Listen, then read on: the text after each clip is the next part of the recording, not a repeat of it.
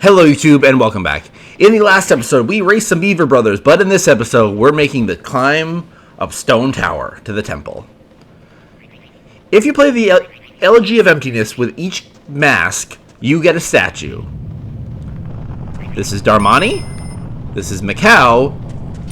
We have yet to... Shut up, Tattle. We have yet to meet this one, and this is Link. It's noteworthy that these aren't the Link versions of the characters. These are the characters. Darmani, Macau, the Deku, and Link. Why are there four? Now, spoiler alert, we have yet to meet the Deku, but we will officially be confirmed who the Deku was later. But that's not really important. What I want to talk about is Link. Link in this game is different than he is in every other game. He doesn't really belong in this world. If you remember correctly when we first start, that in my opinion is kind of like the key to all of this. When we first chase after Skull Kid, Link falls down this massive pit.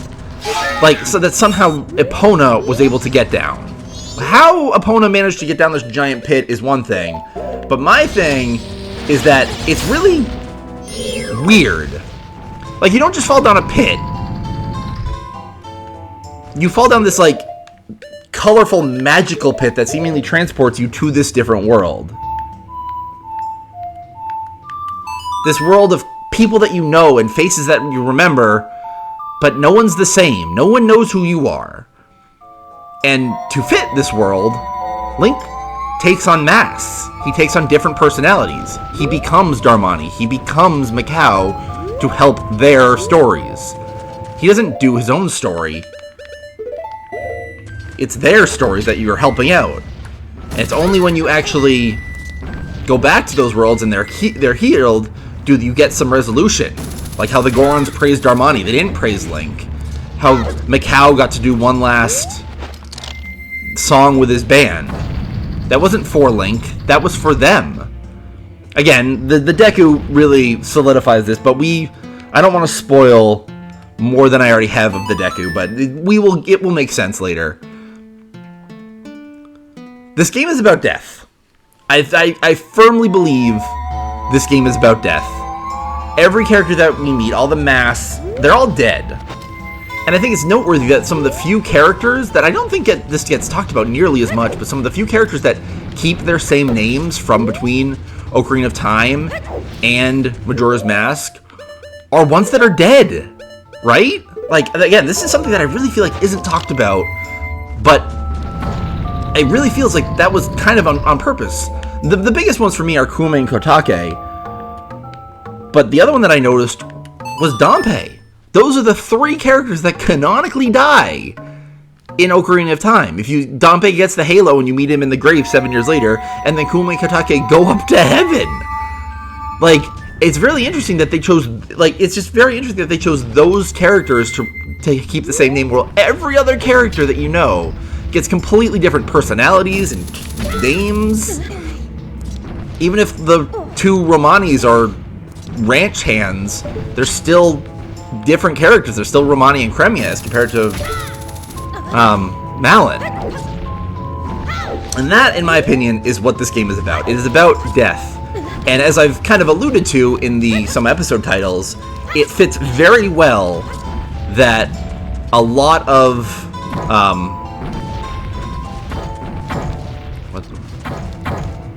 do I not have to? I don't know. I don't remember what to do here. I'm trying to remember. I'm trying to do this puzzle and have this talk that I wanted to talk about. They might be like set them back. Yeah. Okay. Yeah, it's these ones that I need. Where was I? I completely lost my train of thought. But yeah, the different worlds. It's very interesting. Like I've noticed that there are four distinct areas. There's Clocktown, the swamp, the mountains, the bay, and the canyon. And each of them fit remarkably well with the 5 stages of grief. If you know what the 5 stages of grief are, I can't remember which physicist, what the frick am I thinking? Psychiatrist or whoever. It was their theory of the 5 stages of grief that everyone goes through. No matter what the situation is, This person felt that every person went through these 5 distinct stages. The first one, denial. Clocktown, mostly Muto, is in denial. He literally stands there staring, yelling at the moon that it's not going to fall, even though literally everyone else has left. He's the only person that refuses to admit it. Because he's in denial. You could argue that there's other townsfolk, but Muto is the best definition. Then, following Muto in the town, there's the Dekus. The Deku King is anger. He's angry at really no one in particular, other than the situation of his daughter being gone and the swamp being poisoned. He doesn't know why, and he's lashing out at a monkey, which couldn't have anything to do with the issue. He's not depressed or sad. He's angry and just wants to take it out on someone. And that is the monkey. After that is the mountains. And now this is the one that I always thought was a bit weaker than the others, but it does really fit. So, the one is bargaining. Darmani literally bargains for his life and for you to save his people. I didn't really accept that because I always thought that was the weakest. Like, but that's what he does. He literally asks you for help, and he wants you to help his people because that's all he cares about. That's what he wants to do. He's bargaining. That's the third phase. Next is Great Bay. Great Bay, in my opinion, is the most clear and obvious one of them all. Depression. Lulu and Macau, to an extent, are depressed. Now, they kind of imply that there's some magic going on with it, which is why Lulu lost her voice. But it's pretty clear, like, that she's depressed. She's lost essentially her children, and then at the point her boyfriend, husband, father, whatever Macau and Lulu's relationship officially is. And Great Bay just feels sad. As I've said before, it is a sad area. Well, I've said Majora's Mask is a sad game, but Great Bay, in my opinion, is the saddest area. And like I said, I think that's because of it. The music is dreary, and there's really not much life to it. And then finally, we get to Stone Tower and Iconic Canyon. The last step in grief is acceptance. The entire point of Iconic Canyon is that the dead are not moving on and they cannot accept death. That is literally the point of what we're doing. That is what Egos to Ikana basically begged us to do to give them peace. That they're trapped in this endless cycle of anger and resentment toward the living, and they're going to take it out on them. And you have to bring peace to them by letting them go, move on, and accept their death.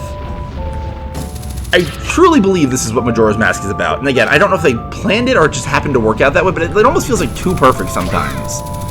And why is this entire game about death? Well, I kind of hinted at it before, but I think Link is dead.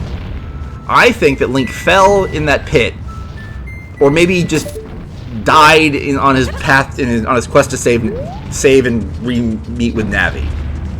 I don't think he succeeded. I think he died. Whether he actually ran into Skull Kid in the woods is debatable, and whether Termina is actually a real place or not is also very debatable. But I truly believe that Link, that is what it's about. It's Link coming to accept his death. That's what it's about. And that's what the world, Link, I don't know if this is like a purgatory and this is just all, are you fucking kidding me? Are you fucking kidding me? What are the I had this giant speech. Oh, where the hell? Am I back at the start? Are you fucking kidding? I'm back at the start. Okay, I will cut when I see you back there. Hold on, because I can't keep talking about this for that long. Hold on. Am I back? I think I'm back. So yes, that is truly what I believe this game to be about.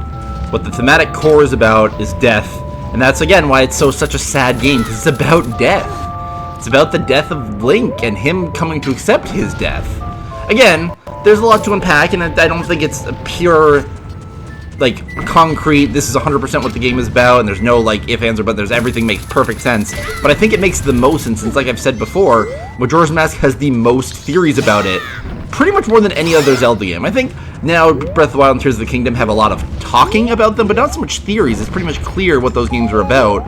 Even if some people deny Link and Zelda being couples, which absolutely, oh, come on, they're absolutely coded as a couple, but that's beside the point. Where do I go now? I think we're almost done. Let me just say, the reason why I talked about this, I freaking hate this part. This is probably one of my least favorite parts. I hate the climb up Stone Tower. I find it very obnoxious, and you have to play the Elegy of Emptiness so many times. It's ridiculous. Oh, thank God we made it.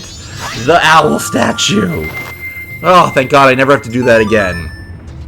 Yeah, that's why I was like, okay, nope, I don't want to do that. No, I'm not doing this yet. No, save your progress. I'm going to quit playing. No. So yes, we have finally made it to the temple. Now, as the name Stone Tower would imply, we also could do this like puzzle thing, but it's whatever. I'll just do this later. I don't really care.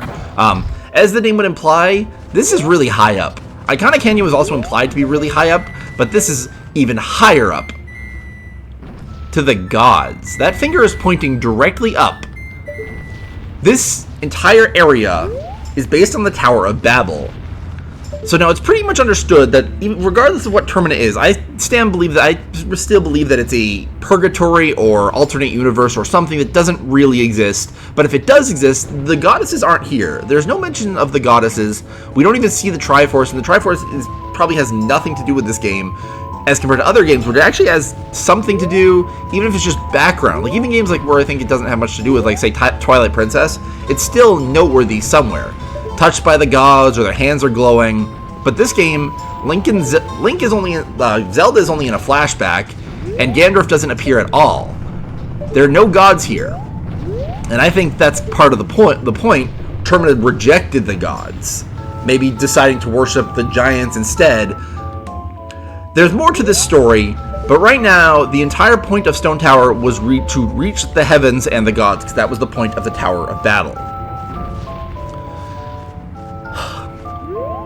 There's a lot to say about Majora's Mask, and I stand by what I feel is actually true about this game, in that it's about Link's death, and that's why it fits the 5 stages of grief so perfectly well. Again, there's more to say that I don't want to spoil yet, but I truly believe this game is about Link accepting his death. Again, either in the forests outside, trying to find Navi, or maybe he really fell chasing Skull Kid and that was his actual death. Who knows? All we do know is that according to Twilight Princess, the Stalfos is the hero of time. He's the one that teaches Link all the moves. So I think that kind of confirms that they accepted that the hero of time, which this Link is, died at some point in the forest, because that's how you become a Stalfos. You die in the forest, you become a skeleton. Like I said, there's a lot to unpack about Majora's Mask, and still things I'm figuring out. And like I said, I didn't even realize that Dampé is one of the few characters that is in this game and has the same name, which he also died, which again confirms my suspicion that was on purpose, that Kume and Katake have their same names, and they were two of the ones that canonically clearly died. Yeah, there's implied deaths, and there's some new characters in this game too, like maybe Tingle is this world's version of Link, but he never got a fairy. Oh, and because remember, Link in Ocarina of Time, his fairy came super late, Tingle never got his fairy, so maybe it's just an alternate universe. Again, Majora's Mask is full of theories, and that's part of the reason why it's so fun. In the next episode, though, we got night 3 in the graveyard. See you guys later.